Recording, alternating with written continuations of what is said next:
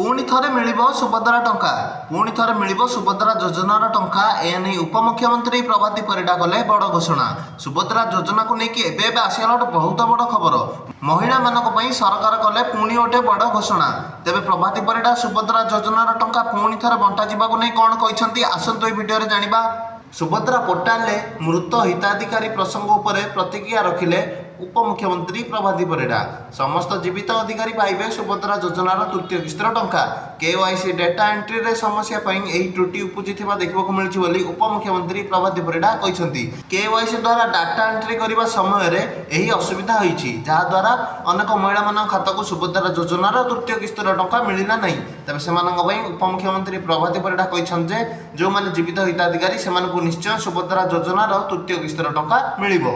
एही कामटी करिबा पई अंगनवाड़ी कर्मी मानकु नियोजित करा जायछि। अंगनवाड़ी कर्मी माने प्रति घर को घर बुली सुभद्रा योजना रे केउ माने टंका पाइ नांती, केउ कारण पई पाइ नांती सर्वे कला परे से मानकु टंका दिया जिवो।